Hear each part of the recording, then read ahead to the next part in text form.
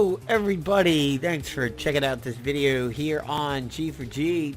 Today's background soundtrack is brought to you by Laserline Redhawk, and we're going to jump into it and show you a team that I've been working on for a while, been talking a lot about in some recent videos. And still trying to come up with a good name for this particular team. First thing I'm going to do is get over to my agent and set himself up for this. So we are going to run the scroll of Ruta, the Master Sword, the weather control device. And there is one more weapon that I want to get in here. And we're going to have to come off a full screen for that. And that's going to be the Mandible. And then that'll set my agent up. And then I will show you the rest of the team. Quite excited about this one. I put some work into getting these guys ready. And that included dusting off somebody that really just haven't used in absolutely so long and never honestly thought I would use, to be honest.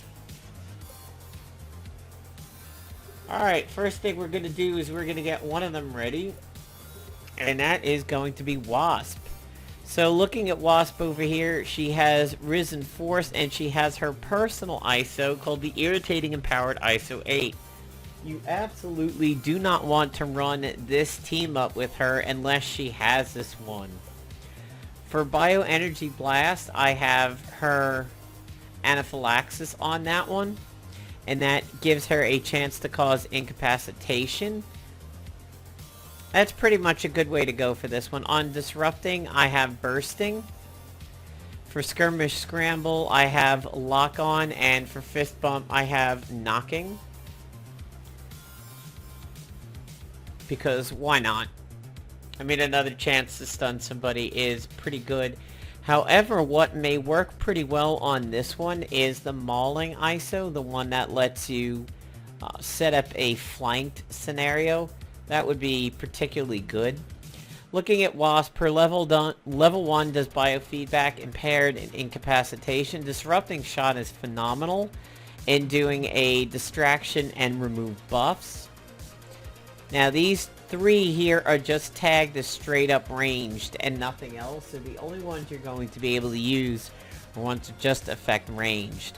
Skirmish Scramble does off balance, staggered, and lock on, so you don't have to worry about accuracy too much with this. Here's something you should know about Wasp. If you start her with the Blurred Images ISO, the one that says you have a 70% chance to avoid range and melee attacks, it actually negates her Skirmish Scramble because it only does 50. So using this in the first round, which is always an extremely good thing to do, and I'll explain that in a moment, kind of becomes partially useless. And the reason why that happens is because she doesn't gain the nimble buff. Now, using it is very, very good for setting up opportunistic debuffs on people, which enable her to get her free counters. So there it is, blurred. You can certainly also go with Reflexive, because she is an infiltrator, so that is pretty good. You can go with Covert, but more on that in a moment. And you can also go with Lingering. For this scenario, I am going to go ahead and go with Lingering. Risen Up is pretty good because her counters are single target, and everything but one move is single target. She does get a lot of value out of that. The next partner in this team up is going to be Beetle. Now, Beetle I have triggered. That is because this is a gun attack. And that makes her follow up with an Incinerator Ray. So that is just free opportunistic debuffs over there. And I am going to temporarily steal the Covert ISO from my Cloak and Dagger.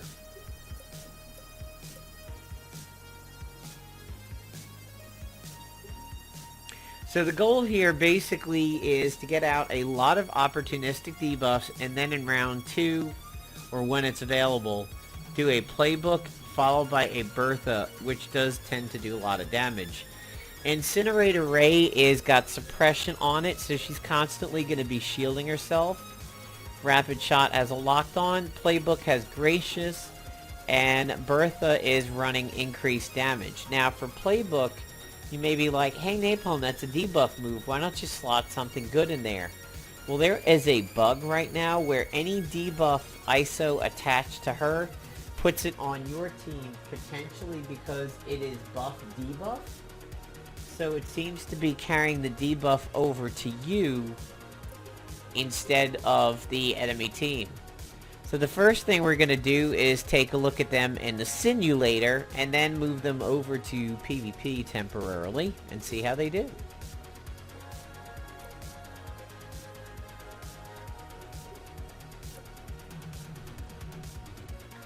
Now the weather control device is in to provide a cleanse, but the hailstorm portion of it also does a opportunity debuff, and that counts. That's pretty solid.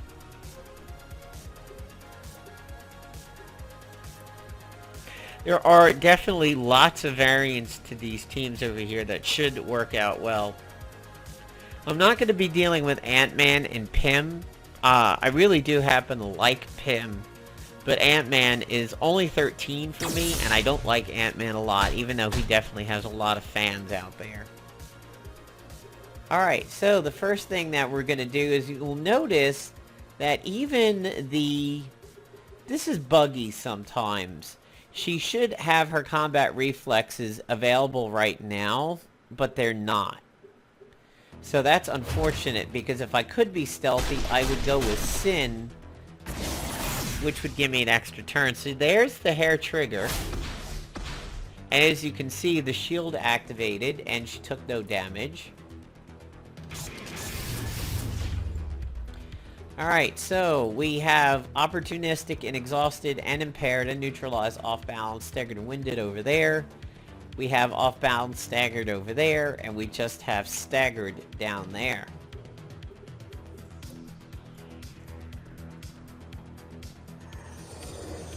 So we pretty much have buckets of opportunistic debuffs on most of the team. So the Master Sword can follow up anytime anybody hits somebody that has any of the opportunistic debuffs. And it can just go and go and go. It is an absolute Energizer Bunny of a follow-up item. The Mandible also likes opportunity. See now, had I been using Risen Force, Wasp would have given herself a Rising Up buff at that point.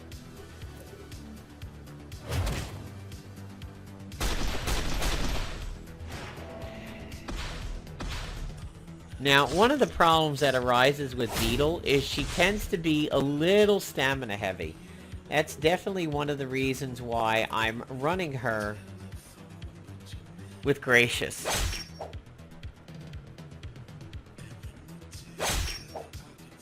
See, there goes the Master Sword. Beetle joins in. So now, on Wasp's turn, she's going to open up with Skirmish Scramble, so that she has the Nimble buff.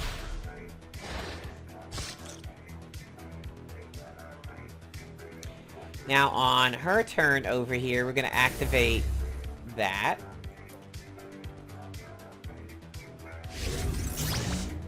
See now what Playbook does is you get disadvantage over here. Now disadvantage counts as an opportunistic debuff.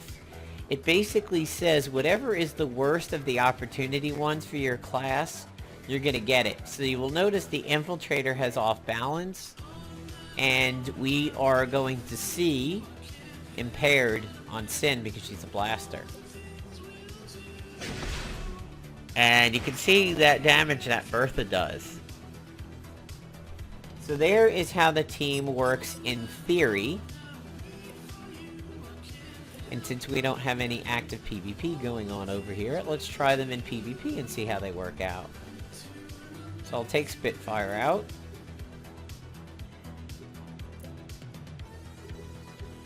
She'll come in. There's Mantis, who I happen to recruit today. pretty happy about that. I got her leveling on the flight deck because my U ISO and my energy was a little low. So I wasn't running any missions, and I had already collected from my allies for the day. So, other than using my stores and stores and stores of energy, I just have her leveling that way. Now, you could definitely run with the new tactician suit. And this would be good because your sword would cause Envenom. The Mandible would cause Envenom also.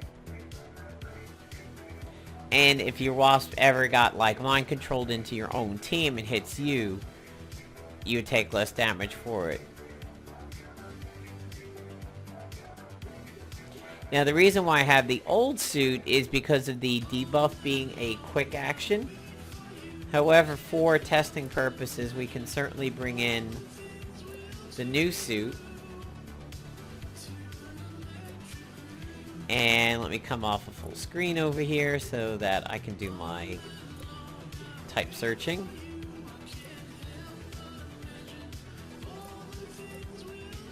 Alright, Mystic will go out. Lantern will come in. Weather control device.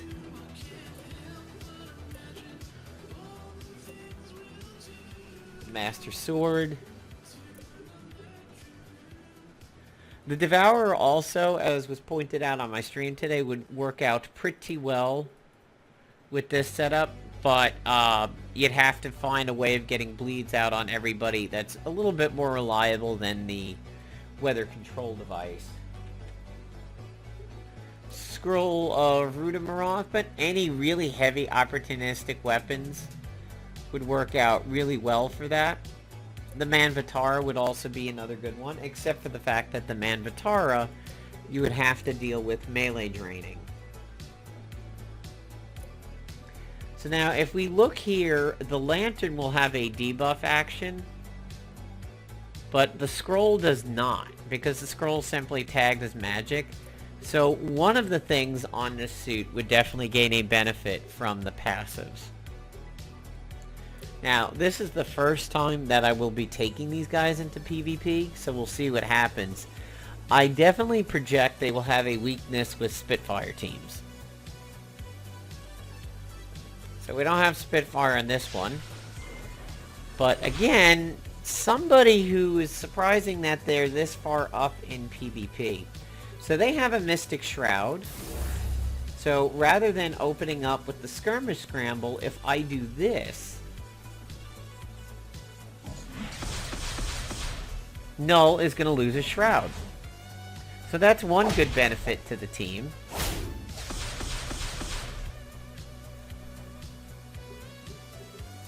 And since he's got a weakness at the moment, we may as well go for him, because going for other people,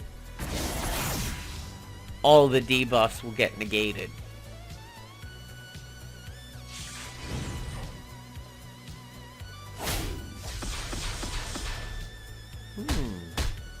Interesting that Wasp missed. That's unusual.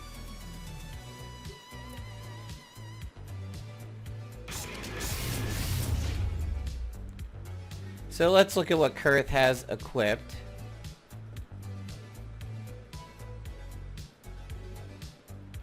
Nothing particularly crazy over here. She's not running her guaranteed.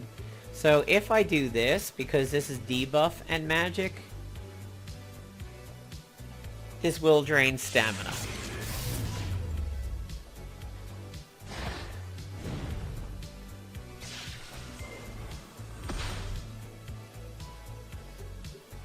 Now we can open up with Skirmish Scramble.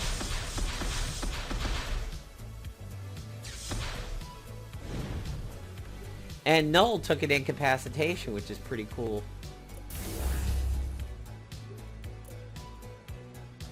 Let's see if this has a chance of doing a lot of damage over here thanks to the opportunistic. Oh yeah, it's predicted pretty high.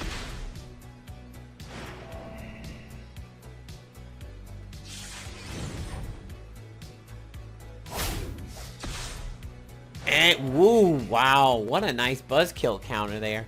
So that first match actually worked out pretty well.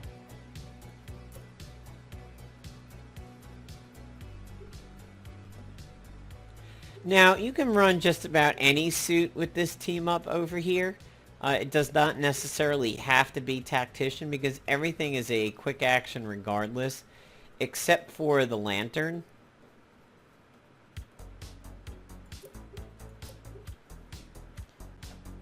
The Master Sword is not a necessity, it's just something that works out pretty nice. Simply due to the fact that it loves opportunistic debuff so much.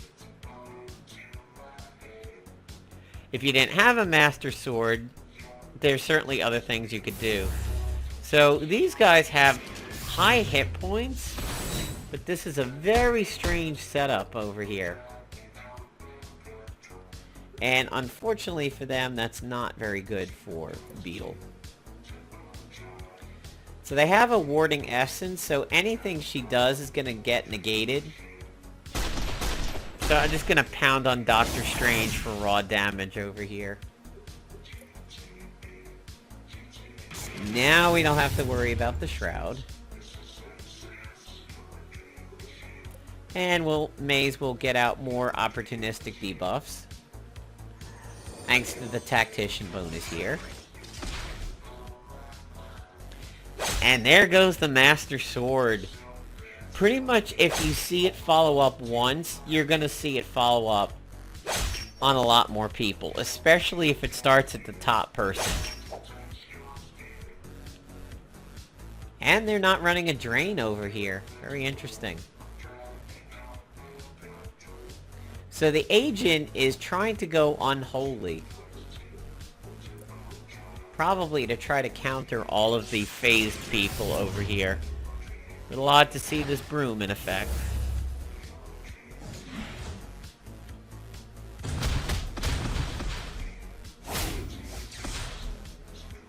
Pretty peppy counter over there. Let's get out some more debuffs on the agent.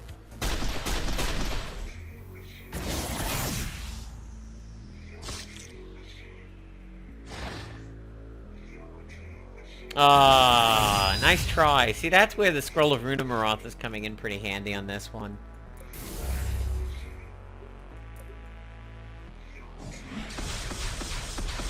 It is definitely an issue that Beetle is not able to activate her combat reflexes in the first round over here. That is something that should be fixed. Not being able to activate her Tactician is fine, but her Infiltrator side should definitely be available.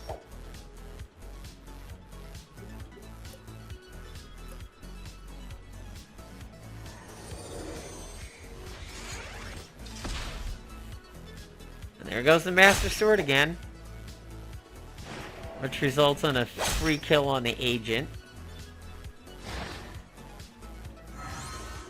Oh, wow. So the stamina drain was able to work. You'll notice that when I go into the Big Bertha, I tend to do the Infiltrator version over here. That is because you get that bonus off of combat reflexes of increasing damage dealt by 35%. So rather than, one way you could do is Tactician, hit him with just one more set of opportunistic debuffs, and then exploit it. But I'm going for the increased damage. 17k. Pretty solid. Now, one of the other things that you can do with this team is keep either one of these, and there is somebody else that we can bring into the mix over here.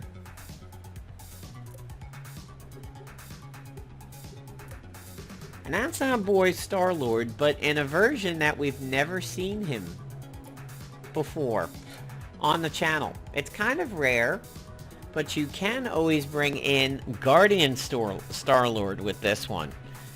What you can do is, again, you can maybe bring him in with the covert ISO, or leave it on Beetle. I think it's better on Beetle. I think for him, starting with mirror images is good, but definitely hair trigger. Absolutely hair trigger should go on him, and then I would just move over the ISOs that I have on this Star-Lord, so I would put perfect shot. Trick shot can kind of go either way. I have it with an increased chance to hit right now because of the wild shots. Quantum leap, mauling, definitely. An element gun on call so that you get the free action rocks fall. Here is why Guardian Star-Lord would be so good. Chance to counterattack enemies with opportunity debuffs that attack an ally. Chance increases if the ally is another member of the Guardian of the Galaxy. So what you could do there is, like for me, you could take out the Mandible, and you could put in the Guardian insignia, and you can run Star-Lord and Wasp, or Star-Lord and Beetle. Star-Lord and Wasp would have a little bit more mileage because Wasp is able to guarantee that everybody on the enemy team is hit with something when she does her Skirmish Scramble. But she would also... Beetle would be phenomenal with this version of Guardian Star-Lord. So what are some of the other people that you can bring in here? Well, Pym is definitely a very good choice. Especially if you have his diminutive empowered ISO 8. This thing procs more than 20%, in my belief. Army of Ants applying Winded is key, because it's just another opportunity debuff. And much like Wasp with the Skirmish Scramble, you can lead with Army of Ants, and that sets up AoE opportunistic debuffs. So, Pym and Wasp is an old team up, and they would work out pretty well in this. Pym and Beetle would also work out very well. We have a bruiser in Anti-Venom. He's extremely good with the opportunistic debuffs. Basically, you would open up with I Am the Cure, which has a chance to depower, has a small chance to remove buffs. I wouldn't rely on that to remove a Warding Essence or a Mystic Shroud. I would save this basically for a turn in which people are not protected. Crusade exploits opportunity and has no cooldown. And then of course Cleansing Touch does Purged, and we're all quite familiar with that. One of the other ones that you can do is Ant-Man, the new one. My Ant-Man is only 13. He does have some opportunistic here in Greatest Allies, but unlike Pym, this is not stealthy unless he activates his combat reflexes. Pym's is stealthy right off the bat. Intimidated is pretty solid though. And he has another exploit opportunity himself. Reduced potential, unfortunately, is not that good because it is not in disadvantage.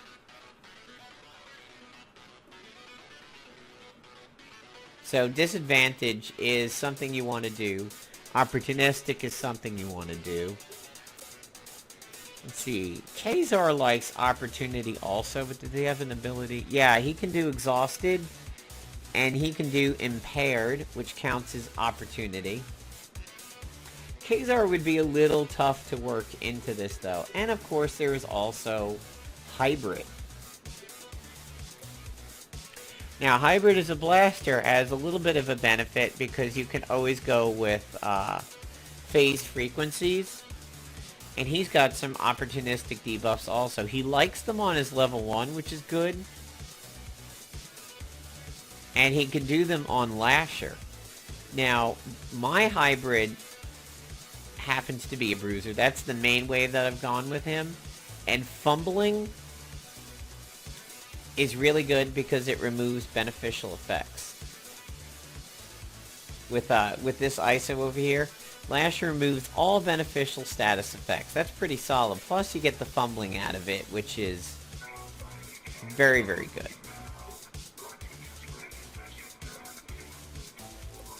And because Beetle has a chance to follow up, there's nothing stopping you from running him, or her, with Spider-Man Noir, who may join in on the follow-ups, plus the fact that he has a gun attack over here, and over here he's also another good one to use hair trigger. And there's not too many other really good ISOs for him out there other than morale boost, so morale boost and hair trigger would be very, very good. Plus, with melee unarmed, you can go mauling over here, and then you can also go mauling on busting heads to set up flanked, which you can already set up with Gum Up the Works. So there's definitely a lot of pretty good team-ups with Beetle that work, and I'm happy to see that they worked out in 2 practice matches over here in PvP. I would say one of the only things that could really hurt them would be a Spitfire team-up. However, the fact that you have 2 infiltrators over there means Spitfire may take out one of them, but at least the other one will live, and you can still definitely execute your plan with that team. There you go, guys. Hope you enjoyed the video. Peace out, and thanks to everybody in the 1K Napalm's Army subs. See ya.